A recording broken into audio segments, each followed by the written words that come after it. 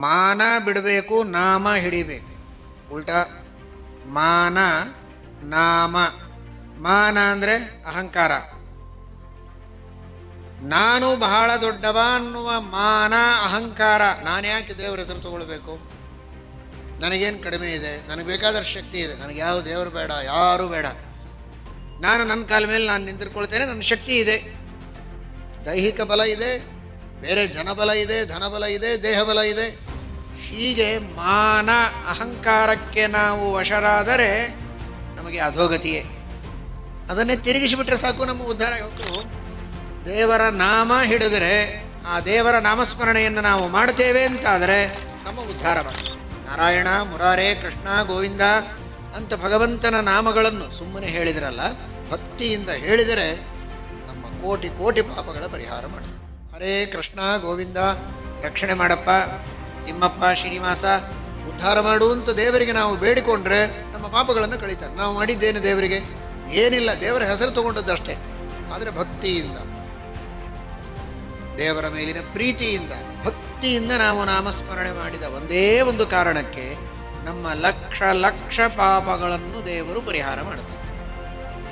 ಅದಕ್ಕೆ ನಮ್ಮಿಂದ ಪ್ರತಿಯಾಗಿ ದೇವರು ಏನನ್ನೂ ಅಪೇಕ್ಷೆ ಪಡೋದಿಲ್ಲ. ಲಕ್ಷ ಲಕ್ಷ ಪಾಪಗಳ ಪರಿಹಾರ ದೇವರು ಮಾಡಬೇಕಾದ್ರೆ ನಾವು ಅವನ ಕಡೆಗೆ ಸ್ವಲ್ಪ ಲಕ್ಷ ಕೊಟ್ಟಿರಬೇಕು, ಅಷ್ಟೇ ದೇವರು ಅಪೇಕ್ಷೆ ಪಡೋದು, ಇನ್ನೇನಲ್ಲ. ಅಷ್ಟಾದರೆ ದೇವರು ನಮ್ಮ ಪಾಪಗಳನ್ನು ಪರಿಹಾರ ಮಾಡ್ತಾರೆ. ಒಳ್ಳೆ ಹೆಸರು ಮಕ್ಕಳಿಗೆ ಇಡಬೇಕು ಅಂತ ಹೇಳೋದು ಇದೇ ಕಾರಣಕ್ಕೆ. ನಾರಾಯಣ, ಗೋವಿಂದ, ಕೃಷ್ಣ ಅಂತ ಹೆಸರಿಟ್ಟರೆ ಆ ರೀತಿ ಮಕ್ಕಳನ್ನು ಕರೆಯುವಾಗ ದೇವರ ಸ್ಮರಣೆ ಬಂದು ನಿತ್ಯವೂ ಒಂದು 10 ಸಲ 20 ಸಲ ಮಕ್ಕಳನ್ನು ಕರೆಯುವ ಪ್ರಸಂಗ ಇರ್ತದೆ. ಅಷ್ಟು ಬಾರಿ ಆದರೂ ದೇವರ ಸ್ಮರಣೆ ಆಗುತ್ತೆ. 4 ಅಕ್ಷರ ನಾರಾಯಣ. ಈ 4 ಅಕ್ಷರದ ನಾರಾಯಣ ಎಂಬ ನಾಮದ ಉಚ್ಚಾರಣೆಯನ್ನು ಭಕ್ತಿಯಿಂದ ಮಾಡಿದ್ದಕ್ಕೆ ಅವನಿಗೆ ಶ್ರೇಷ್ಠವಾದ ಮೋಕ್ಷವೇ ಆಗಿದೆ. ಸಾಧನೆಯನ್ನು ಮಾಡಿಕೊಂಡು ಕ್ರಮವಾಗಿ ಮುಂದೆ ಮೋಕ್ಷಕ್ಕೆ ಹೋಗಿದ್ದಾನೆ ಅಂತ. ಹೀಗಿರುವಾಗ ನಾವು ಭಕ್ತಿಯಿಂದ ಆ ಭಗವಂತನ ನಾಮವನ್ನು ಉಚ್ಚಾರಣೆ ಮಾಡಿ, ದ್ರೌಪದಿ ತುಂಬಿದ ಸಭೆಯಲ್ಲಿ ಮಾನಭಂಗ ಆಗುವಂತಹ ಪ್ರಸಂಗ ಇದ್ದಾಗ ಮಾಡಿದ್ದು ಏನು? ಭಗವಂತನ ನಾಮ.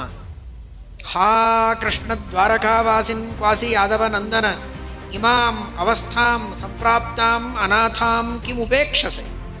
ಹಾ ಕೃಷ್ಣ ಅಂತ ಕೇವಲ ಕೃಷ್ಣ ಅಂತ ಭಕ್ತಿಯಿಂದ ಕರೆದದ್ದೇ ತಡ. ಶ್ರೀಕೃಷ್ಣ ಪರಮಾತ್ಮ ಅಕ್ಷಯವಾದ ವಸ್ತ್ರವನ್ನು ಕೊಟ್ಟು ದ್ರೌಪದಿಯನ್ನು ರಕ್ಷಣೆ ಮಾಡಿದ. ಜಗತ್ತಿನಲ್ಲಿ ಅತಿದುಷ್ಟರು ಅಂದರೆ ಅಂತಹ ದುರ್ಯೋಧನ, ದುಶ್ಯಾಸನಾದಿಗಳು ಕೂಡ ಅವಳ ಮಾನಭಂಗವನ್ನು ಮಾಡಲಿಕ್ಕಾಗದೆ ಸೋತಿದ್ದಾರೆ. ಕೃಷ್ಣ ಎಂಬ 2 ಅಕ್ಷರದ ನಾಮ ಅವಳನ್ನು ರಕ್ಷಣೆ ಮಾಡಿತು, ದ್ರೌಪದಿ ದೇವಿಯರನ್ನು.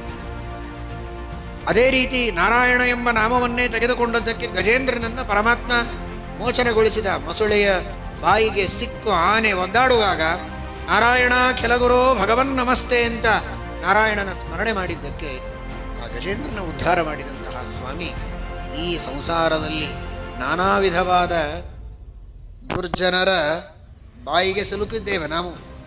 ದುರ್ಜನರೇ ಮೊಸಳೆ ಇದ್ದಂತೆ. ಅವರ ಬಾಯಿಗೆ ಸಿಲುಕಿದ ನಮ್ಮನ್ನು ನಾನಾ ವಿಧವಾದ ಕಷ್ಟ ಕಾರ್ಪಣ್ಯಗಳಿಗೆ, ದುಃಖ ದುಮ್ಮಾನಗಳಿಗೆ ಬಲಿಯಾಗಿ ಒದ್ದಾಡುವ ನಮ್ಮನ್ನು ಆ ಭಗವಂತನ ನಾಮ ಇದು ಅವಶ್ಯವಾಗಿ ಕಾಪಾಡುತ್ತದೆ. ಭಕ್ತಿಯಿಂದ ಆ ನಾಮವನ್ನು ನಿತ್ಯದಲ್ಲಿಯೂ ಎಲ್ಲರೂ ಸ್ಮರಣೆ ಮಾಡಿ. ಇದೇ ಶ್ರೀಮದ್ ಭಾಗವತದ ಸಂದೇಶ.